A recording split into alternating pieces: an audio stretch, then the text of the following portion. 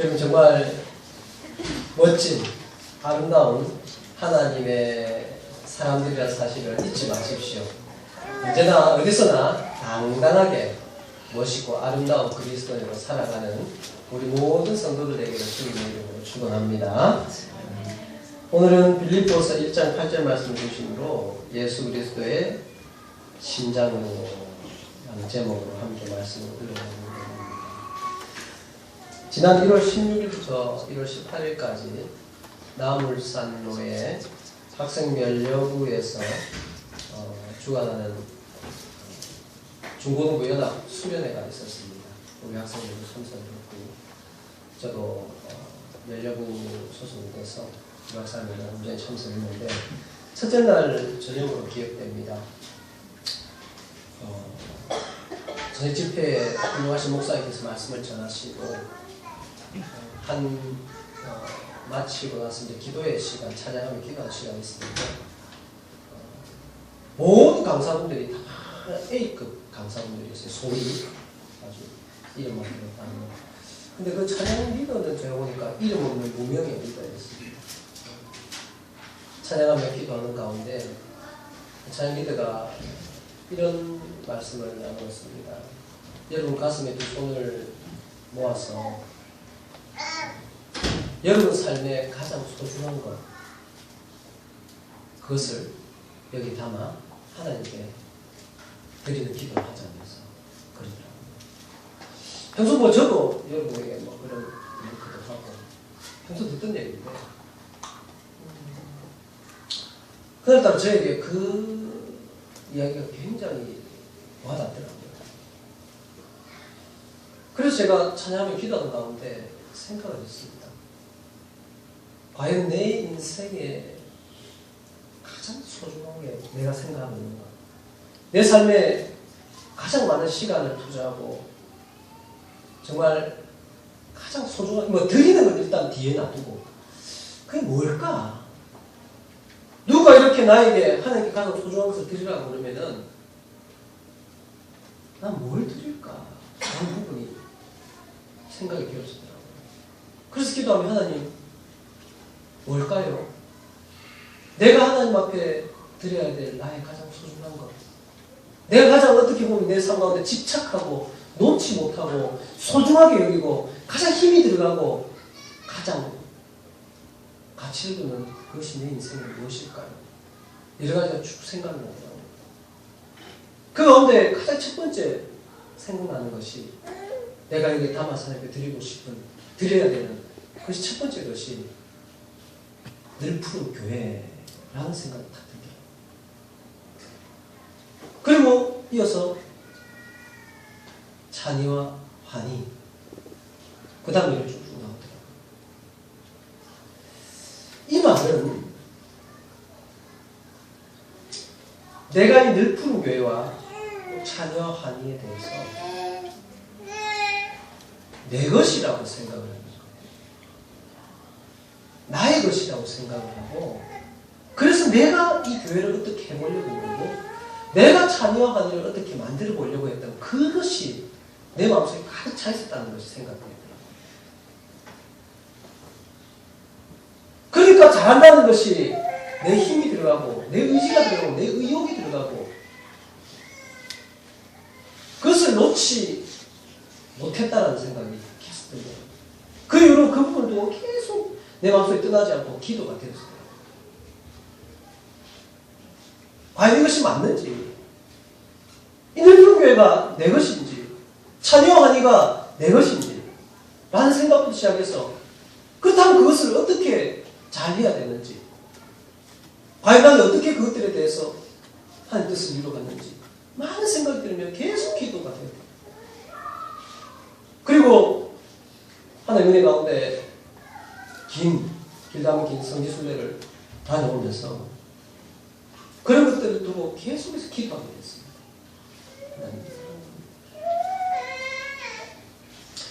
이 늙은 교회가 하나님께서 나에게 맡기신 그 자녀들이 내게 주어졌는데 내가 어떻게 해야 됩니까? 내가 어떻게 살아왔습니까? 어떻게 이것들에 대해서 내가 마음을 가지고 있었습니까? 이런 기도들이 계속되었어요.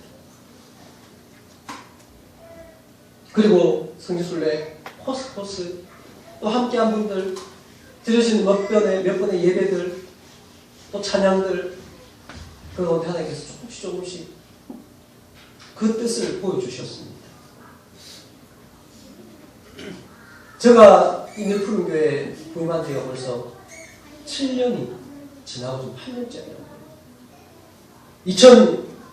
2006년 어느 날 정말 생각하지 못했던 일이 저에게 벌어졌습니다.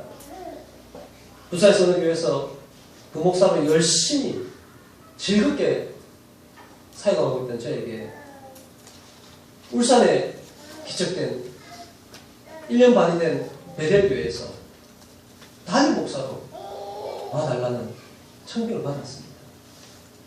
그때 저에게 든 생각, 두려움, 과연 내가 잘할 수 있을까? 설레임. 하지만 솔직히 말씀드려서 그것은 조금이었습니다. 많은 사람들에게 내놓는 그런 표지와 같은 것이었지요. 제 마음속 깊은 곳에 자리하고 있었던 것은 부끄럽지만 고백하기를 기다려라. 내가 간다. 이제 울산은 끝났다. 역사가 일어날 거다. 처음 한 얘기죠. 그렇지만 이런 마음이 있었지만 많은 분들에게 있어서는 많은 분한테 두렵습니다. 어떻게 될지 모르겠습니다. 이렇게 말했지만 저의 마음속에는 이제 내가 가면 울산이 발칵 뒤집힐 거다. 내 이름만 듣고 많은 사람들이 몰려올 거야. 뭐 이름도 없었지만 사실은 제가 부산 가기 전에 울산에 있을 때 그만뒀을 때 몇몇 분이 목사님 개척하세요. 목사님 개척하면 꼭 갈다 했던 분들이 있었거든요. 이제 내가 가면 그 사람들 올 거야. 내가 전화를 통화하면 몇 번만 만나면 몰려올 거야. 이제 울산의 영적 기호가 바뀔 거야. 이런 생각. 그래서 달려왔습니다. 그리고 7년이 지난 지금 너무 부끄럽고 하나님 앞에 하나님 제가 지난 7년 동안 무엇을 했습니까? 앞으로 제가 또 어떻게 할까요? 이런 생각에 너무 하나님께 죄송스럽고 우리 성도 한 사람 한 사람에게 너무 미안한 생각이 많이 들더라고요.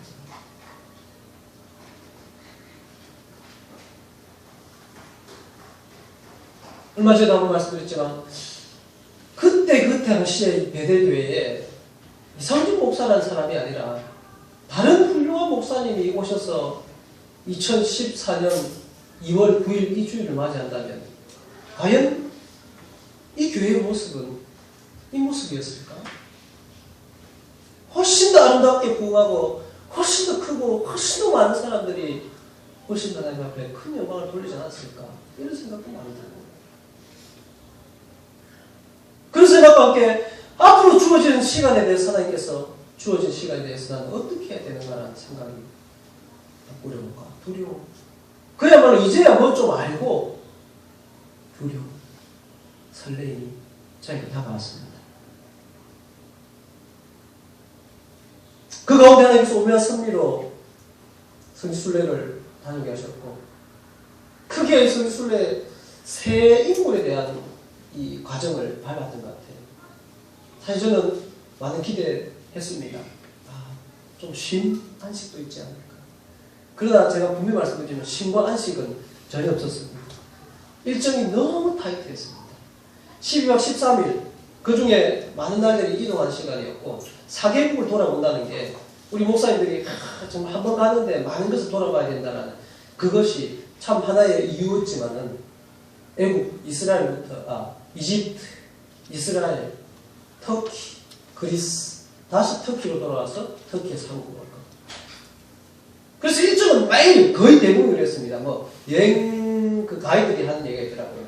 아침 시간을 4, 5, 6, 5, 6, 7, 7, 8, 9 이런 시간을 얘기하는 그게 뭐냐면 7, 8, 9다 그러면은 7시에 모닝콜, 8시 아침 식사, 9시에 출발.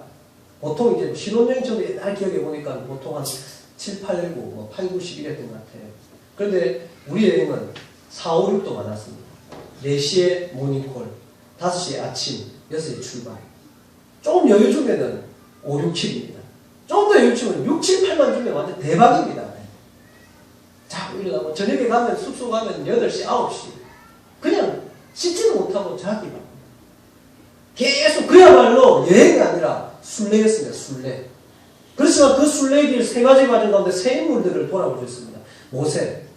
모세와 이스라엘 백성들의 출애굽 과정. 그 다음에 예루살렘을 통해서 이스라엘 예루살렘을 통해서 예수님의 그 태어나심과 그 십자가 있기. 그 다음에 세 번째 바울의 그 2차 전도 여행을 중심으로 한 그 순례의 길들을 들어봤습니다. 그러면서 느낀 것이 하나는 말씀을 모든 것들이 눈에 보여지고 깨어지면서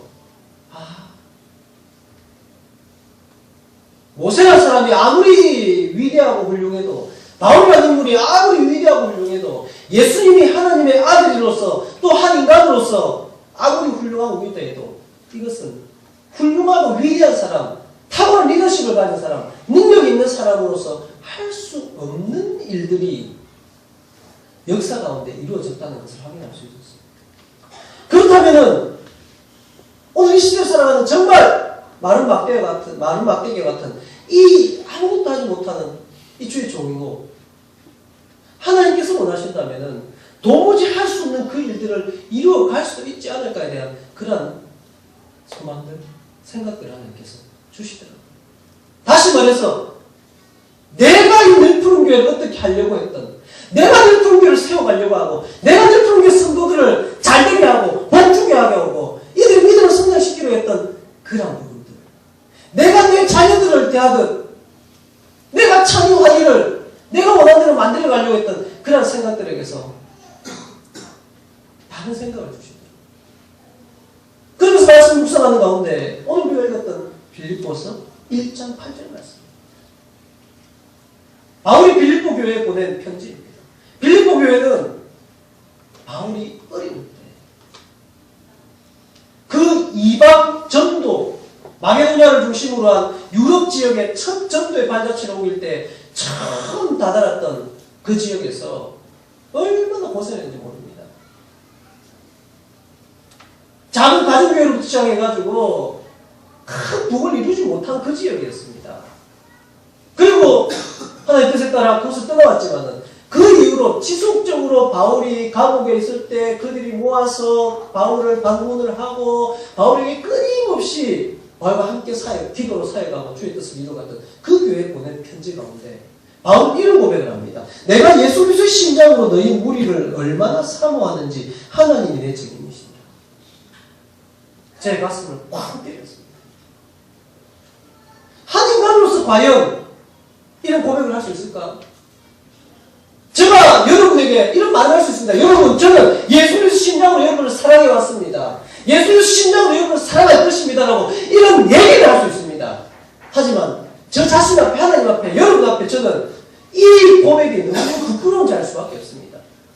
제가 예컨 여러분을 사랑한다고 했고 여러분이 뭔가라고 했던 것이 저의 힘이 너무너무나도 많이 들어가 있었습니다. 여러분이 때로는 잔소리도 하고 때로는 혼도 내고 여러분과 함께 울기도 하고 함께 기도도 했지만은 거기에 내가 내 것이라는 마음으로 내가 어떻게 해보고자 하는 그런 마음들이 너무너무 많이 있었던 것이 발견되었습니다.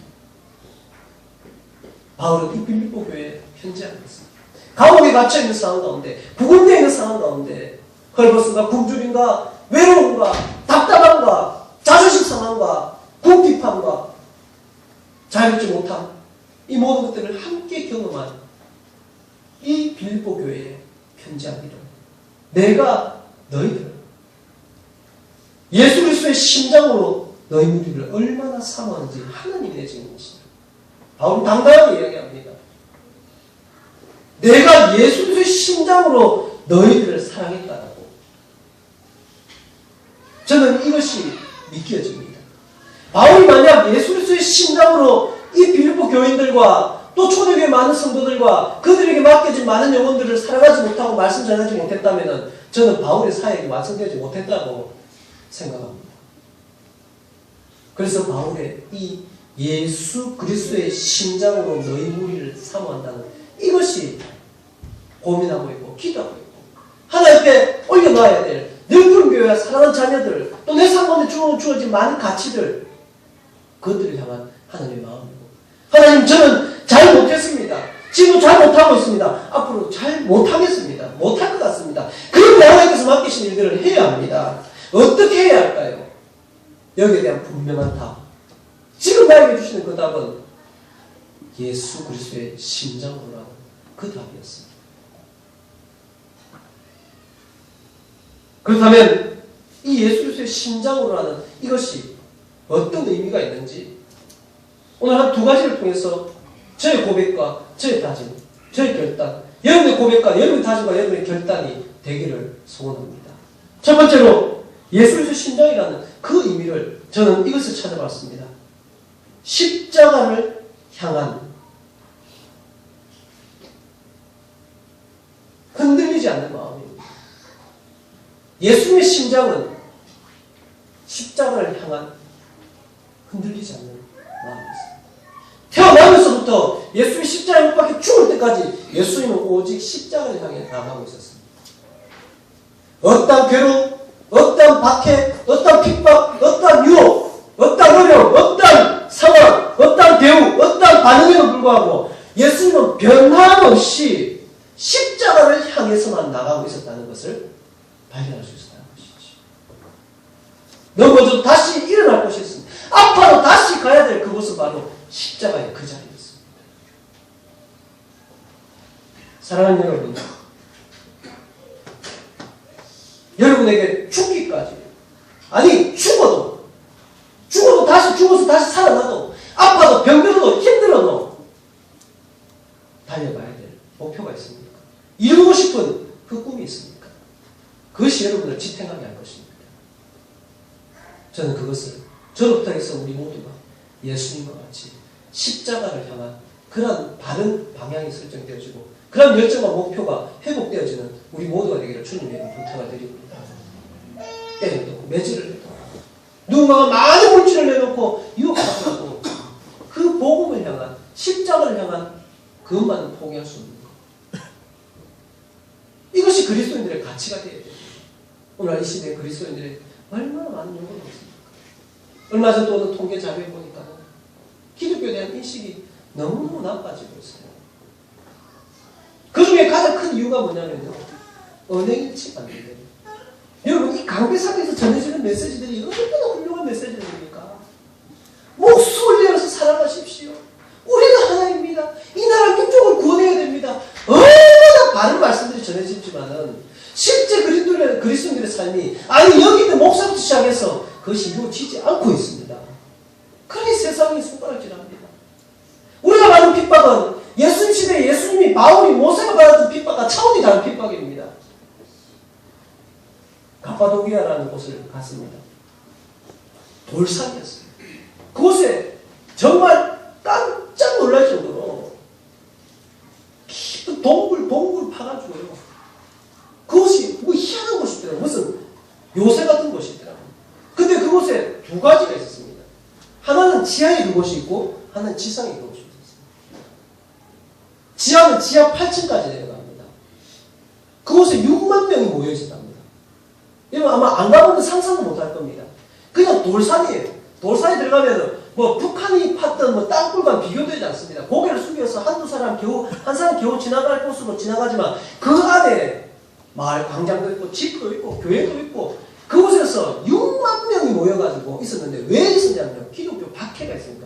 예수 믿는 사람, 예수님을 예수님이라 부르는 사람, 모여서 예배하고 찬양하는 사람들을 불로 태워 죽이고 사자의 밤이 되게 하고 그러니까 그들이 단지 예배하고 싶어서 하나님 부르고 싶어서 모여서 기도하고 싶어서 그 땅굴 속으로 파고 들어갔더라고요. 지하는.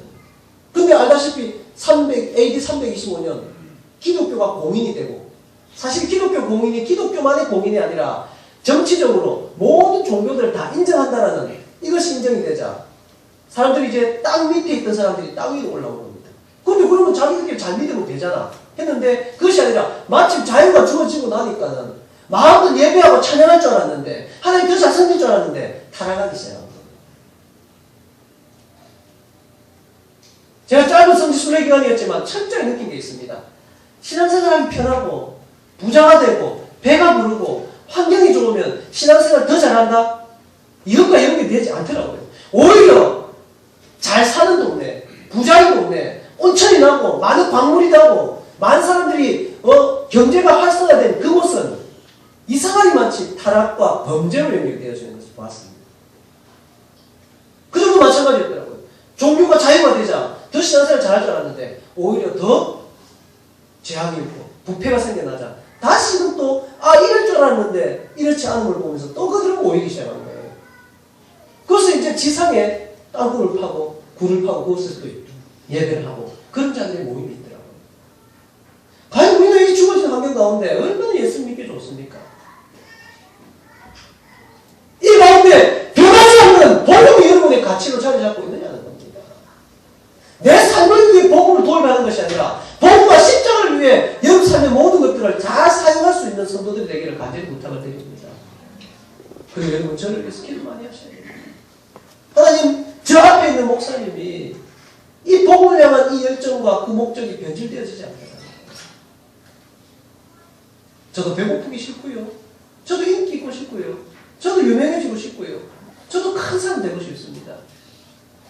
그러나 여기 있는 이 목사가 하나님께 세우신 것은 유명해지라고 큰 교회 목회하라고 좋은 사람 훌륭한 사람 되라고 능력 있는 사람 되라고 아니라 바로 예수님처럼 죽기까지 십자가를 향해 나가라고 그 복음을 여러분들에게 전하라고 이 자리에 세우셨다는 사실을 저는 다시 한번 저 스스로에게 다짐하며 기도를 부탁을 드립니다.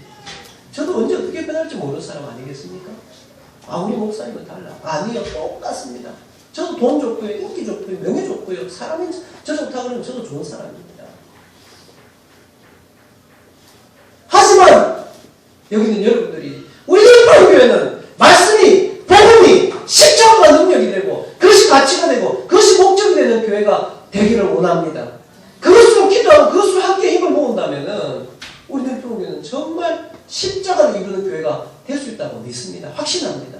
하지만 이 교회에 와서 십자가를 가장하고 복음을 가장하고 말씀을 가장해서 내 소원을 이루고 내 평화를 하고 내 만족을 이루고 하고 내가 남보다 더 나아지려고 하는 그런 인간적인 욕심으로 가득 찬다면 우리 교회는 또한 세상에 많은 욕먹는 교회 중에 하나님께서 인상을 찌그리시고 마음 아파하시고 무너뜨릴 수밖에 없는 그런 교회 중에 한 교회가 될 수 있다는 사실 또한 여러분 명심해야 됩니다. 십자가를 향해 목숨을 다해 달려가고자 하는 그러한 열정과 그러한 분명한 목표의식을 회복하는 저와 우리 모든 성도들과 교회가 되기를 주님의 이름으로 축원합니다. 두 번째로 말씀 한번 찾아볼까요? 요한복음 6장 71절입니다.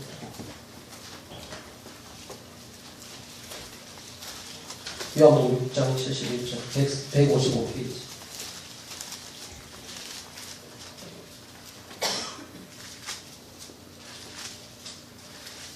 함께 읽습니다. 6장 71절. 이 말씀은 가롯 시몬의 아들 유다를 가리키십니다. 그는 12 중에 하나로 예수를 팔자라라.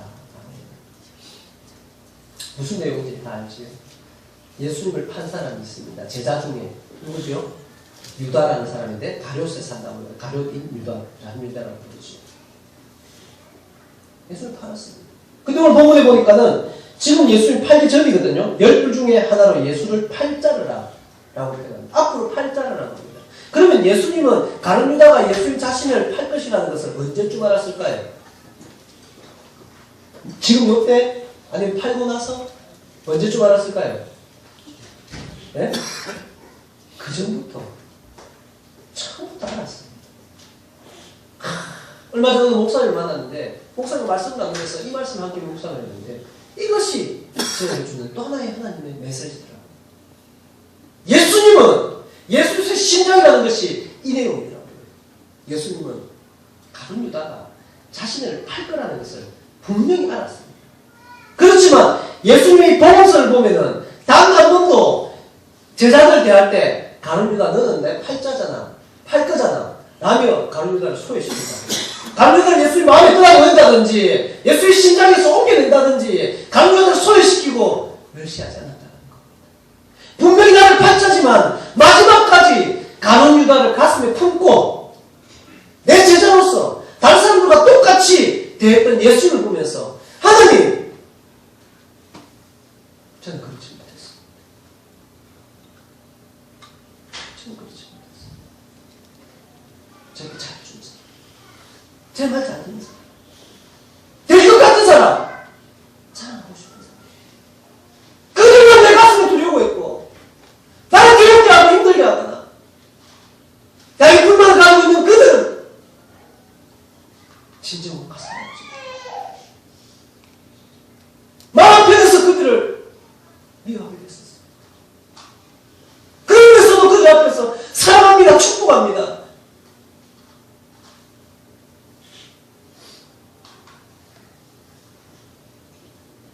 예수님 완전 인간이었으며 완전 사람이었습니다. 완전 사람이었으며 완전 신이었습니다. 그 예수의 마음속에 가룟 유다를 향한 인간적인 마음이 있었겠지만 그랬습니다. 나를 팔 것이며 알면서도 품고 있는 그대로 받아들이고 그와 함께 주의 뜻을 이루어가려고 했던 예수님이시듯이 사랑하는 여러분, 저는 그렇게 기도하겠습니다. 여러분도 그렇게 서로를 향해 주의 종을 향해 나 있는 사람, 안 예쁜 사람, 언제 나의 뒤통수를 칠지도 모르는 그 사람, 옛날 하늘로 봐서 앞으로도 별로 변할 것 같지 않은 그 사람을 예수 그리스도의 마음으로 품고 어떻게 하든지 설사 그들이 내 믿는 발등에 도끼로 발등을 찍더라도 내 뒤통수를 때리더라도 나를 배신하더라도 예수의 마음으로 끝까지 품고 한 교회를 이루어가고자 하는 그런 마음이 여러분의 기도가 되고 우리 교회가 되고 한 지체가 되기를 간절히 소원합니다. 갈릴리에서, 갈릴리가 호숫가에서, 호수가 아니죠. 큰 바다였습니다. 이름 호수라고 하죠. 선상에서 예배를 드렸습니다. 예배 중에 한 장로님이 기도를 하시는데 통곡을 했습니다. 통곡을 했습니다. 연세가 안 치지 않았는데 통곡을 했습니다. 모두가 다 함께 울었습니다. 여러분, 앞에 할 수 있는 것이 아무것도 없습니다. 능력도 없고. 그러나 저는 예수 그리스도의 심장으로 여러분을 사랑하기를 기도하겠습니다. 그 심장의 역할이라는 것은 피를 온몸에 모든 혈관을 통해서 퍼뜨리듯이 저 역시 변하지 않고 하나님께서 나에게 주신 그 말씀을 여러분 삶 가운데 공급하는 일에 목숨을 걸겠습니다. 그것만큼은 타협하지 아니하고 그것만큼은 포기하지 아니하고 그것만큼은 여러분 향해 최선을 다해 생명을 다할 것을 이 자리에서 다짐합니다. 여러분 이 자리에서 다른 것 바라지 마십시오. 이 목사에게 다른 것 바라지 마십시오. 하나님의 말씀을 바라십시오. 생명을 바라십시오. 진리를 바라십시오. 십자가를 바라십시오. 복음을 바라십시오. 그것이 교회가 되어야 됩니다. 이 교회에서 다른 것 바라면 우리는 배질됩니다. 우리 목사님이 능력이 없어서 우리 목사님 보고 나서 우리 경제 상황이 자꾸 어려워져. 우리 목사님 능력이 없어서 내 병은 낫지 못하게 하고 있어. 우리 목사님은 기도해도 우리 자녀 성적이 안 올라가. 안 됩니다. 그거 저 못합니다. 그것은 여러분에게 구석구석 어린아이 우리 정원에서부터 한수성 집사님 이루기까지 이 심장이 되어서 하나님께서 나에게 주신 그 말씀만은 딱 뻗쳐나가게 할 겁니다. 여러분이 듣기 싫더라도 귀를 열어서 여러분 귀에게 그 말씀을 들려줄 겁니다. 여러분 심장을 두드리면서 이 말씀만 포기하지 말아야 된다고, 십자가의 길만은 우리가 포기하지 말아야 된다고, 이 자리에서 이 생명을 다해서 그 말씀만은 증거할 것입니다. 그것이 우리의 교회의 가치를 대해갈 것입니다. 그것이 우리의 삶의 가치를 대해갈 것입니다. 그것이 우리를 더욱더 영광스럽게 할 것입니다. 그것이 저를 저답게 할 것입니다. 그래서 저도 언젠가는 그 언제가 언제 될지 모르지만 여러분 앞에서 이 사도 바울의 고백과 같이 사랑하는 늘품의 성도 여러분, 저는 예수 그리스도의 심장으로 여러분을 사모했습니다라고 말하기에 부끄러움이 없는 주의 동이 될 수 있도록 여러분 기도해 주십시오. 여러분 서로가 서로에게 나는 예수 그리스도의 심장으로, 내 사랑으로가 아니라 예수 그리스도의 심장으로 당신을 사랑했습니다. 이해했습니다. 용납했습니다. 여기까지 왔습니다라고 고백하고 함께 교회를 이루어가는 영광스러운 교회.